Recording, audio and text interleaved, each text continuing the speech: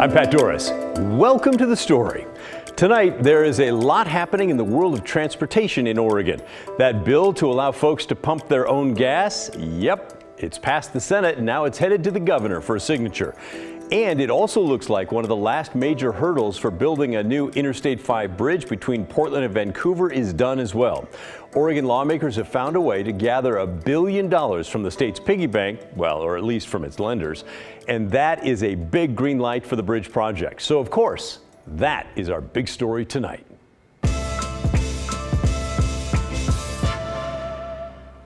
Whether you live in downtown Portland or Vancouver or Eastern Oregon or Southern Oregon, you should care very much about this new I-5 bridge. It will not only carry you across the Columbia River, it's a major freight line for all kinds of goods going up and down the West Coast. Washington State has already pledged to put up $1 billion for the project. Now it's Oregon's turn. And next, both states will turn to the federal government, hoping for at least another $1 billion. And then they're going to turn to drivers and charge tolls for the other $3 billion or so that's needed to pay for the entire thing. But let's not get too far ahead of ourselves here. This was a big week for funding for the bridge in Oregon's legislature. Yesterday, the Joint Ways and Means Committee, which controls all the money, passed the bridge funding. That's a major step. It calls for selling $250 million in general obligation bonds for this two-year budget term and also for each of the next 3 terms.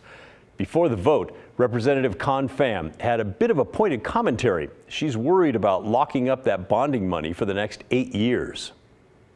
I am concerned, however, that the funding for the next 3 biennium to 2029 all comes from general fund supported bonding. As was mentioned, these are the bonds that we use to fund affordable housing projects. It's also for school infrastructure, to repair water systems that have lead in them. We have schools, we have kids teaching and kids being taught in school buildings that have asbestos. These are scarce bonding resources that we need for housing and education and healthcare.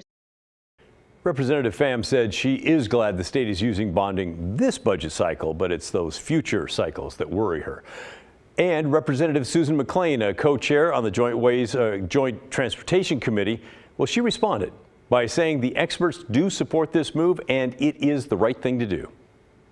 As was pointed out, there are 4 biennium that have been agreed to in this particular bill. And the main reason is for the reason that Representative Pham has already mentioned, and that is to go after the federal grants. You have to show that you have a plan, not just for 1 biennia or $250 million, but for the whole $1 billion. And as also was indicated by Representative Pham, we will have further conversations in the future, as we all do. But we pay attention to our big co-chairs, we pay attention to the Treasurer's Office, we pay attention to our bonding council, and they all indicated that this was something that it was prudent to do at this time, and we had the ability to do it.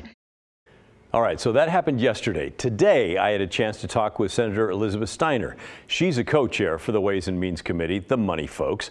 We talked while the internet was out in the Capitol building, by the way, so she's using her iPad, which is why it looks just a little bit different. As you know, we need to replace the Interstate Bridge between Oregon and Washington across the Columbia River. To do that, we need to match Washington's contribution of $1 billion over a period of time.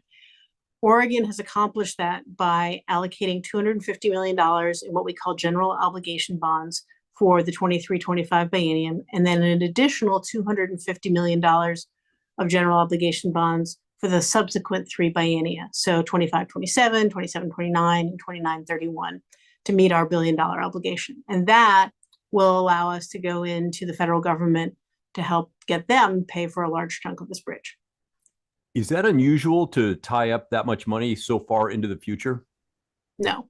I mean, it's a little bit larger than we've done before, but the State Debt Policy Advisory Commission, which is what determines how much debt capacity we have, has made it clear that they believe we have about $2 billion in general obligation bond capacity per biennia for the next 5, but this one and the next 4 out.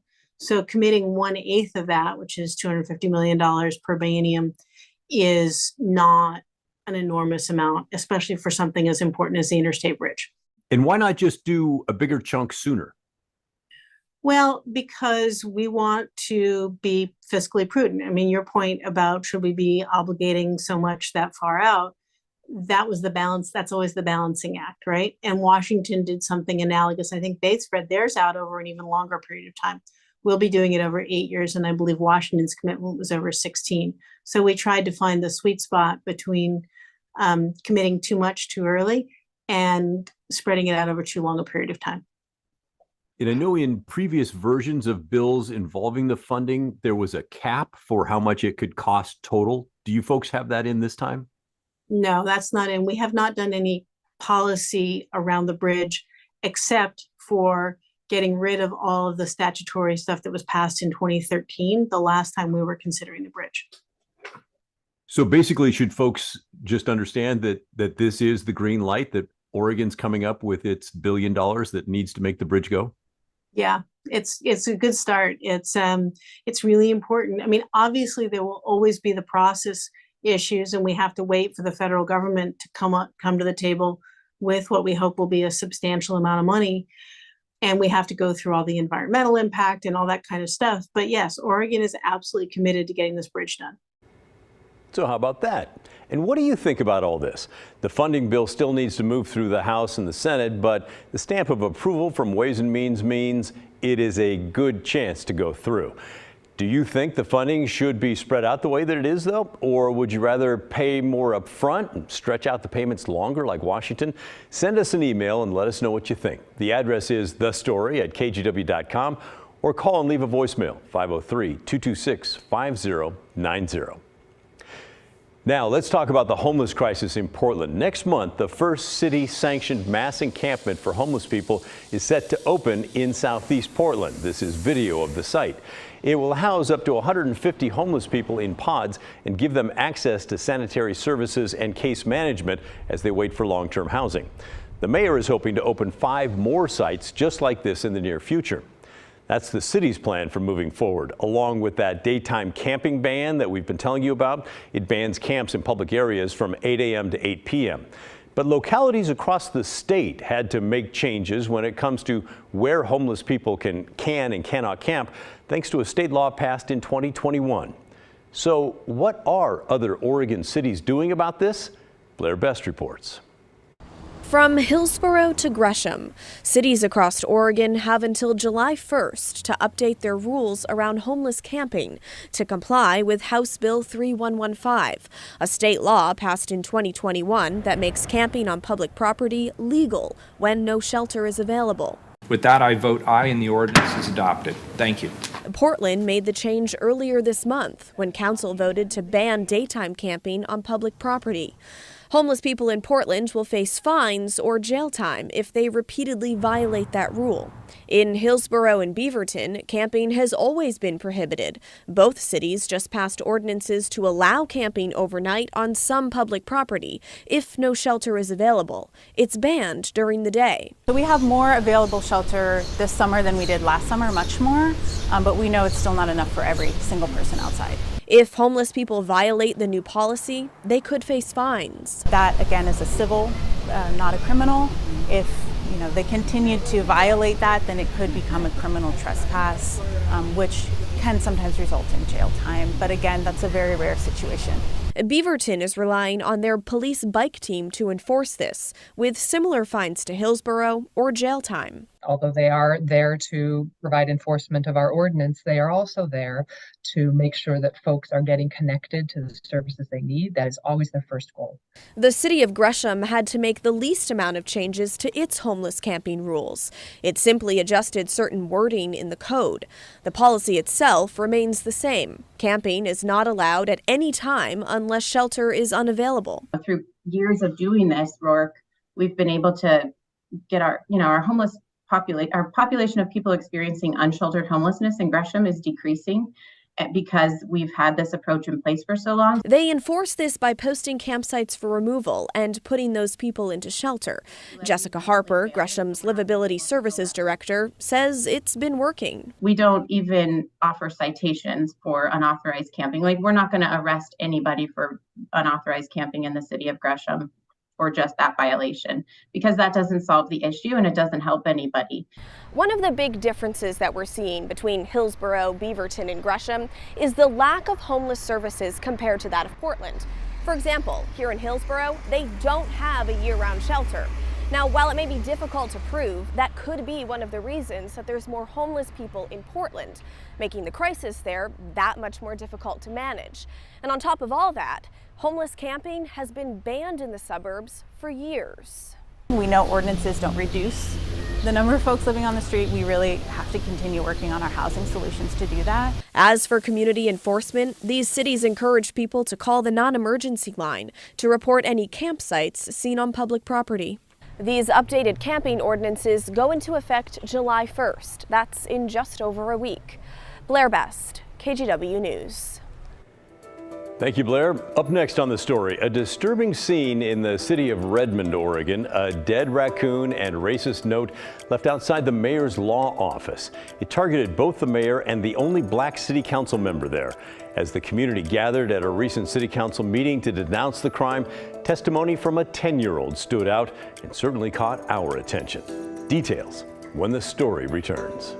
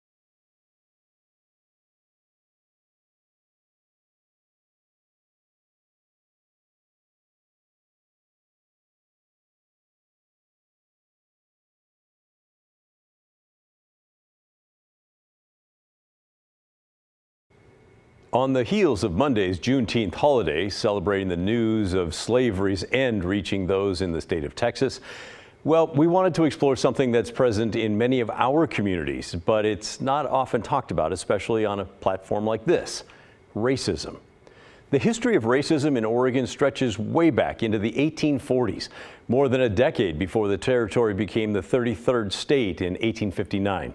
Even though racism is not as in your face as the black exclusionary laws of the 19th century, it still rears its ugly head nowadays in a variety of ways, including intimidation tactics. It's happening now.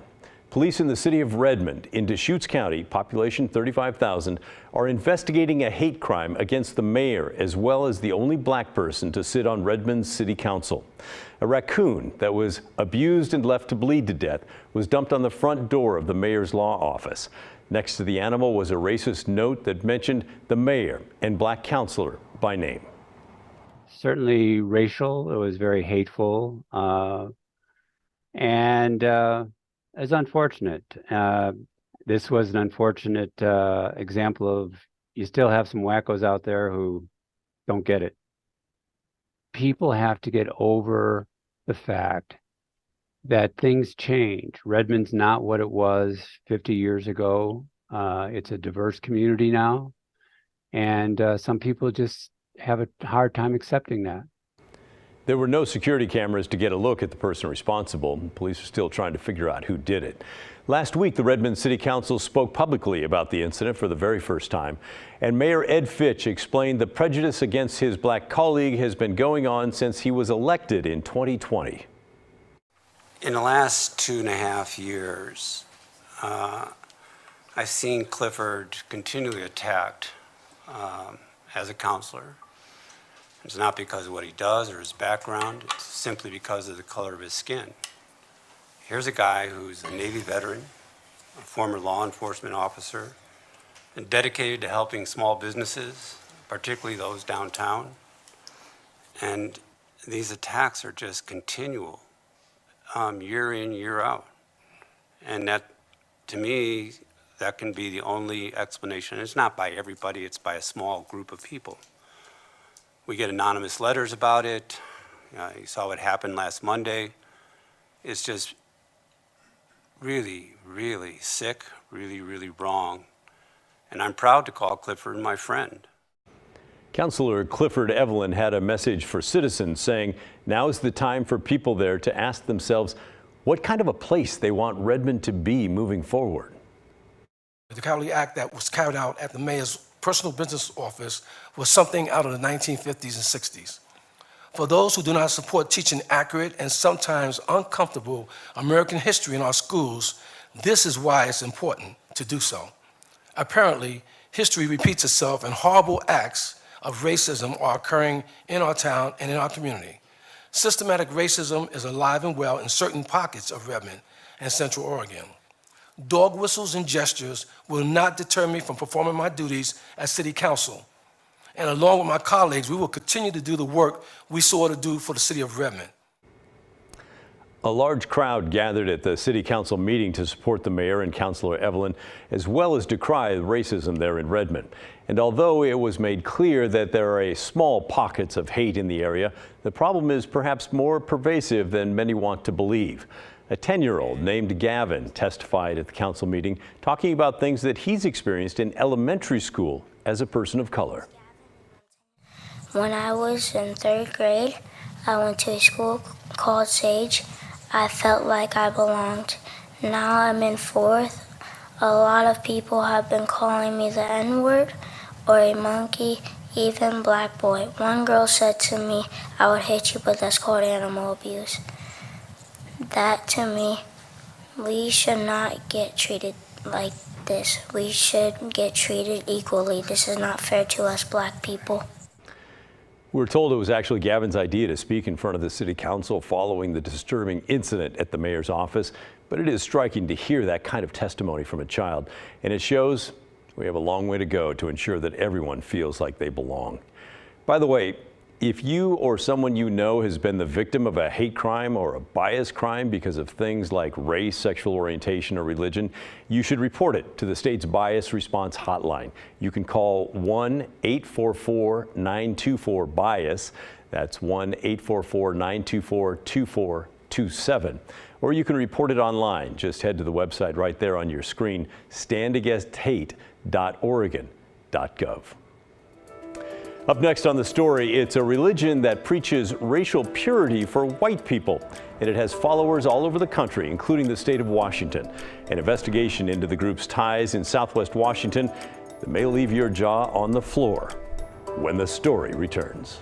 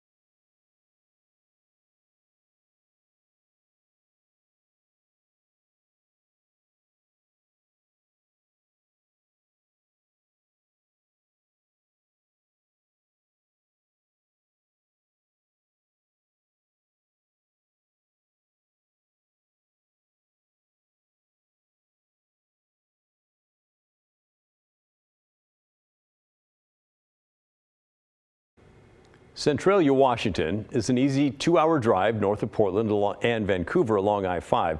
And it's where a whites-only religion has a growing presence. The Asatru Folk Assembly is labeled as a hate group by the Southern Poverty Law Center, but some are defending them, even members of the Centralia City Council. We do want to warn you that some viewers may find imagery in this segment disturbing. Chris Ingalls with the investigative team of our sister station King 5 in Seattle has our story. In Lewis County's largest city, Centralia, a storefront in the heart of town is tied to a religion that preaches racial purity for whites. The store's owner, Tanner Thayer, did not respond to messages left by King 5. Hi, Tanner. Hi. I'm Chris from Channel 5. Can we talk? No, I don't want to talk to you. No? Thayer's art and music shop sells products on the website for the Asatru Folk Assembly, a religion that only allows white members. I mean, you're not hiding out here, so we were just hoping you could kind of fill us in on what's going on. Sorry, you're trespassing. Okay, all right. The store, named Couture, the German word for culture, is the most outward sign of the Asatru Folk Assembly's presence in Lewis County, but not the only one. In addition to Couture, citizens have raised concerns about AFA gatherings at a rural property outside town that is owned by a former Grand Secretary of the Ku Klux Klan. Asatru-related organizations have incorporated in state records, and 2 Centralia City Council members have come to the religion's defense. I believe that the media has jumped on this, for the sake of their publication. Asatru, the worship of ancient Viking gods, is not necessarily discriminatory, but with its whites-only church in Minnesota, Asatru Folk Assembly is a radical offshoot. We believe that Asatru is an ethnic faith for lack of a better term, for white people, for the descendants of European peoples. Do you feel the white race is superior? We're not claiming to be better than anyone. We're simply claiming to be a unique and identifiable race of people. Matthew Flavel calls himself the high priest of the religion that claims about 1,000 members nationwide. The Southern Poverty Law Center calls the AFA a hate group. I read your mission statement, and it's horrible. It puts you in the company of Nazis and the Aryan Brotherhood, where whites are superior, and we are promoting white genetics. No, there's nowhere on our website that promotes whites being superior. That's just not true. Preserving white genetics, absolutely. On the outskirts of Centralia, this property is known as the Sacred Spiral Sanctuary. So all of this is this magical journey into fire. So don't miss it. Owner Elwyn Herman's spiritual retreats and other events on her property seemed open and diverse to new guests. For a long time, I thought that things were fine until I realized maybe there was something not quite right. Justine Pence and Catherine Thompson were friends of Elwyn and her husband, Tom Herman. I believed that he was just like a very sweet older man. I really thought we were kind of kindred spirits, earth mothers into herbology. But as the relationship grew, they say Elwyn became more revealing. We had some private conversations about how she realized, or how she believed that cultures should stay separate. And how did you take that? I was pretty taken back. Another friend of the Hermans says she had a similar experience at the Sacred Spiral Sanctuary when another guest confronted her about the black man she dated. And she was horrified at the idea that someone would date someone other than their own race, and was basically told to leave. And then I was never allowed on the property again. This newsletter shows Elwyn Herman as a featured guest alongside Asatru Folk Assembly founder Stephen McNallen in Leavenworth in 2020. Then came the most stunning news of all about Elwyn's mild-mannered husband, Tom Herman. When I saw the articles about his past, I was shocked. Honestly, I was just baffled. This photo shows a much younger Tom Herman, unmasked and in the company of fellow Ku Klux Klan members in 1989. It was part of an article unearthed in October by an anti-racism group in Southwest Washington. So he would go out publicly in his Klan outfit. Yeah, and during that time frame, yeah, he was getting his face out there. Sue Smith is a private investigator in Dover, New Hampshire. She uncovered the old photo and tracked the former Grand Secretary of the New Hampshire KKK to Washington State 9 years ago for the news article. The New Hampshire Magazine story reported on Herman's life after he left the Northeast in the mid-1990s.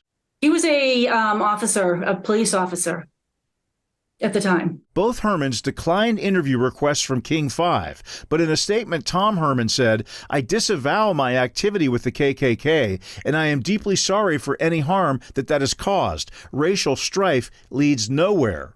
The Hermans said they embrace diversity and inclusion. Hi, are you Elizabeth? Yes. In March, we visited the home of Elizabeth McBride, another Asatru connection in Centralia. She is listed on paperwork of 2 Asatru organizations that incorporated in the state of Washington. She says she's not affiliated with the AFA, but everybody seems to be allowed to have their own ethnocentric, cultural ways, except for white people. You know, why is that? That's the argument that even Centralia City Council member Elizabeth Cameron supports. She says the Asatru's religious freedom is under attack. I've been very upset over this in our community. I'm not aware that we have a white supremacy problem. But critics say the Asatru Folk Assembly is hiding behind religion, choosing its members based more on who they are instead of what they believe. You can celebrate the countries that you're from because they have their culture. Whiteness is not a culture. I don't want that to be what my community is. King 5 Chris Ingalls reporting there. He checked with the prosecutor's office, by the way. They said they have no information that the Asatru followers have committed any crimes or threatened violence in Lewis County. There have been some pushback in the community, though. Centralia's mayor visited the store you saw at the beginning of the segment and talked with the owner. Afterwards, she posted on Facebook that she was opposed to this whites-only religion.